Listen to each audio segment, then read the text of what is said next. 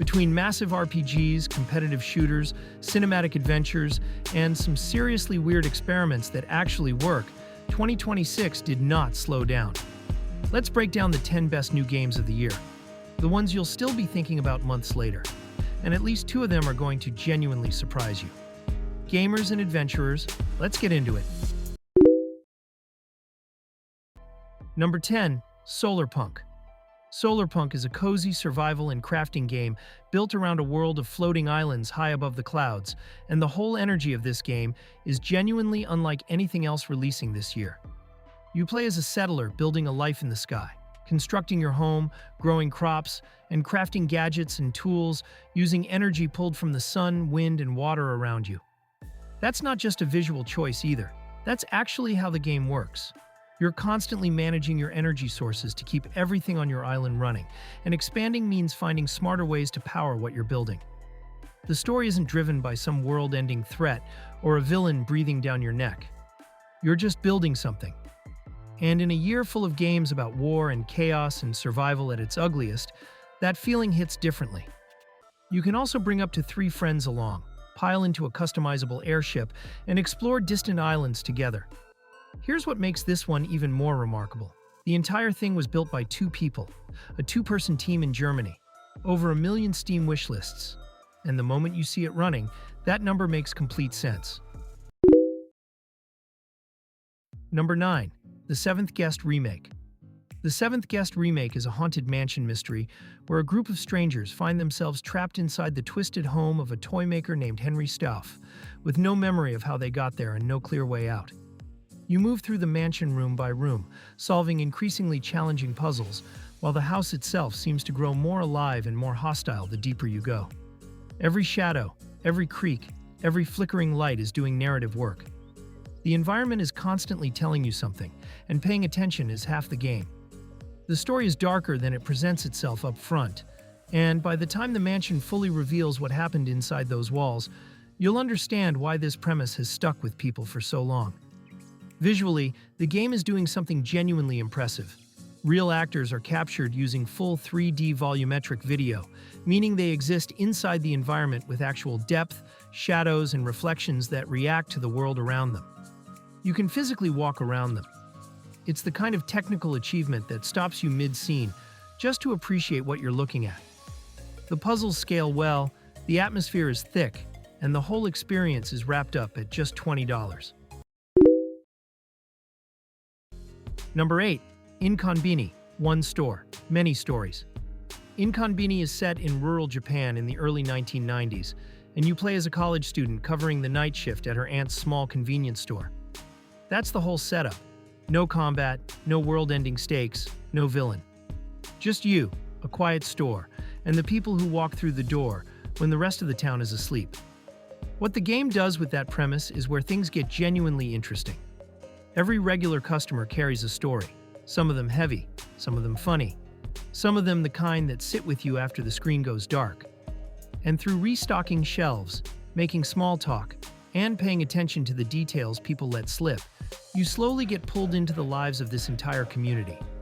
The storytelling is patient in a way that most games simply aren't willing to be, and that patience is what makes the emotional moments actually land. The 1990s Japanese convenience store setting is also just beautifully realized. The lighting, the ambient sound, the mundane rhythm of a night shift that somehow never feels boring. Critics have been calling it one of their favorite games of the year so far, and it's not hard to understand why once you're an hour in. inKONBINI is the kind of game that reminds you that a small, quiet story told with real care can hit harder than anything with a $100 million budget behind it. Number 7. 007 First Light. And now we get to one of the most genuinely exciting releases of the year. 007 First Light is a James Bond origin story, and not in the way you might expect going in. This isn't the composed, untouchable Bond from the films. You're playing as a 26-year-old version of him, portrayed by actor Patrick Gibson, who is still very much figuring out who he is. He's inexperienced. He reads situations wrong sometimes, and that tension between the legendary spy he's going to become and the uncertain young agent he currently is, that's what drives the whole thing. The story pulls its inspiration directly from Ian Fleming's original novels, rather than the film series, which immediately gives it a grittier and more grounded feel than any Bond adaptation in recent memory. You're not storming a megabase in the opening act. You're in the shadows, reading people, making judgment calls, under real pressure, and dealing with the consequences when those calls don't go the way you planned. The gameplay comes from IO Interactive, the studio behind the Hitman trilogy.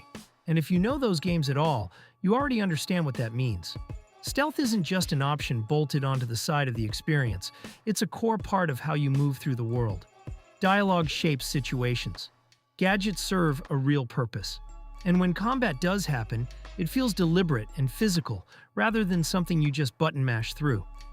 The attention to craft carries through every part of this release. 007 First Light is the Bond game that people have been asking for since GoldenEye, and it actually delivers. Number 6. LEGO Batman: Legacy of the Dark Knight. TT Games, the studio behind LEGO Star Wars: The Skywalker Saga, went all in on this one. The story follows Bruce Wayne from the very beginning, his training with the League of Shadows, his first nights in the Cape, and the long road to becoming the symbol that Gotham actually deserves. And it spans 86 years of Batman history across comics, films, and television, so the scope here is genuinely massive. What's different from older LEGO games is how much the combat has evolved. The whole system draws clear inspiration from the Arkham series: smooth, rhythmic, free-flow fighting where you're chaining hits, countering attacks, and using gadgets mid-combo in a way that actually feels satisfying, rather than just button-mashy. You've got 7 playable characters: Batman, Catwoman, Robin, Nightwing, Batgirl, Jim Gordon, and Talia al Ghul. They're not just palette swaps. Each one plays meaningfully differently, with their own gadgets and skill trees that you actually build out over time. The world is an open Gotham City, and it's one of the better-looking versions of that city we've seen in a game in years. Number 5. Forza Horizon 6. Now we shift gears, literally. Forza Horizon 6 is set in Japan, and if you've followed the Horizon series at all, you know this location has been the most requested setting from the community for years.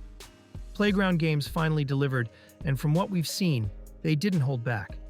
The map is the largest in franchise history, and Tokyo alone, just the city section, is described as 5 times bigger than any previous urban area in a Horizon game. That's before you factor in the rural mountain roads, coastal highways, and everything in between that makes Japan one of the most visually and geographically diverse places on Earth for a driving game. The car list launches with over 550 vehicles.